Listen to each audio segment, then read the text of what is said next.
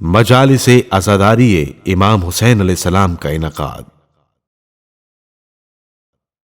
امام جعفر صادق علیہ السلام کے دور امامت میں اقتدار بنو امیہ کے خاندان سے بنو عباس کو منتقل ہوتا ہے، اور اسی انتقال اقتدار کی کشمکش کے دور میں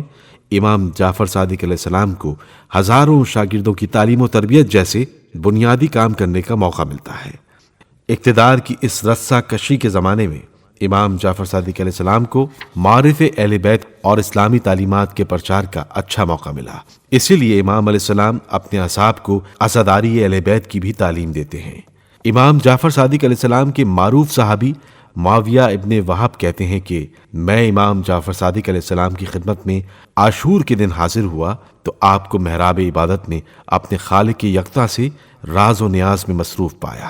ابن وہب کہتے ہیں کہ میں حضرت امام جعفر صادق علیہ السلام سے شرف ملاقات حاصل کرنے کے لیے انتظار کر رہا تھا، اور آپ علیہ السلام شوق عبادت میں طولانی سجدوں اور راز و نیاز میں مشغول تھے۔ آپ علیہ السلام اپنے لیے، اپنے اصحاب اور زائرین امام حسین علیہ السلام کے لیے اللہ تعالیٰ سے طلب مغفرت فرماتے رہے،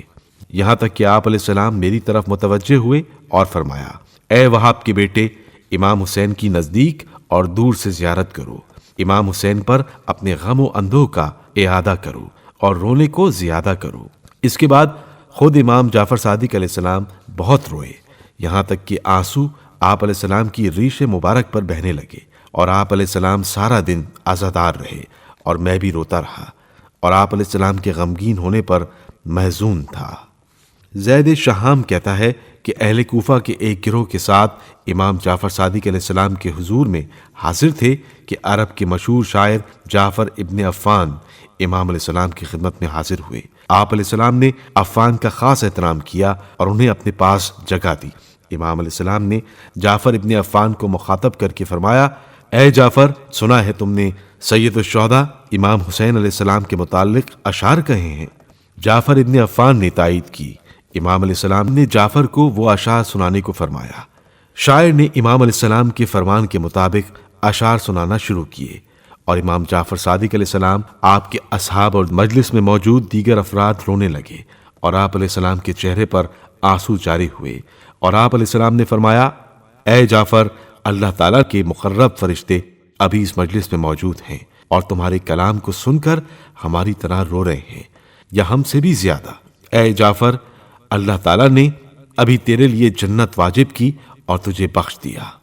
اس حدیث سے معلوم ہوتا ہے کہ فقط انسان ہی امام حسین علیہ السلام کے غم میں عزاداری نہیں کرتے، بلکہ فرشتے بھی ہماری مجالس عزا میں آ کر غم حسین علیہ السلام مناتے ہیں اور روتے ہیں۔ پس عزاداری سید الشہداء ایسی عبادت ہے کہ جس میں فرشتے ہمارے ساتھ شریک ہوتے ہیں۔ محدث قمی اپنی کتاب نفس المحموم میں نقل کرتے ہیں کہ ابو ہارون، جو مشہور شاعر اور امام جعفر صادق علیہ السلام کے نابینا صحابی تھے، کبھی کبھار امام علیہ السلام کی خدمت میں مرثیہ اور اشعار سناتے تھے۔ ایک دن جب امام جعفر صادق علیہ السلام کی خدمت میں حاضر ہوئے تو امام علیہ السلام نے فرمایا، اے ابو ہارون، وہ مرثیہ جو تم نے میرے جد امجد امام حسین علیہ السلام کی شان میں کہا ہے سنا دو۔ ابو ہارون جب مرثیہ سنانے کے لیے آمادہ ہوا تو امام علیہ السلام نے حکم فرمایا کہ مستورات بھی پردے کے پیچھے آ کر مرثیہ سنیں۔ غرض کہ ابو ہارون نے مرثیہ پڑھنا شروع کیا۔ امام جعفر صادق علیہ السلام کے گھر میں کوہرام مچ گیا، اور آپ علیہ السلام کے آنسو روا ہوئے،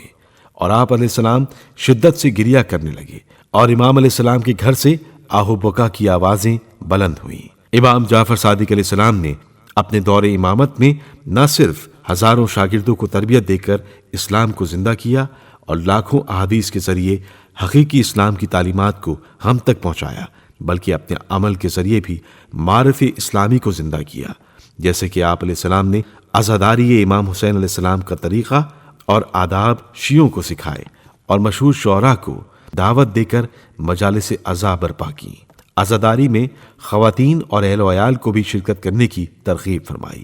حضرت امام موسیٰ کاظم علیہ السلام فرماتے ہیں کہ جب محرم کا مہینہ آتا تھا پھر میرے والد کے چہرے پر ہنسی نہیں آتی تھی، بلکہ آپ علیہ السلام کے چہرہ اقدس پر غم کے آثار نمایاں ہوتے تھے، اور رخسار پر آنسو جاری رہتے تھے، یہاں تک کہ عاشور کا دن آ جاتا تھا۔ اس دن تو آپ علیہ السلام کا غم و رنج بہت ہی زیادہ ہو جاتا تھا اور آپ علیہ السلام مسلسل آنسو بہاتے رہتے تھے اور فرماتے تھے آج ہی کے دن میرے جد حضرت امام حسین علیہ السلام شہید ہوئے۔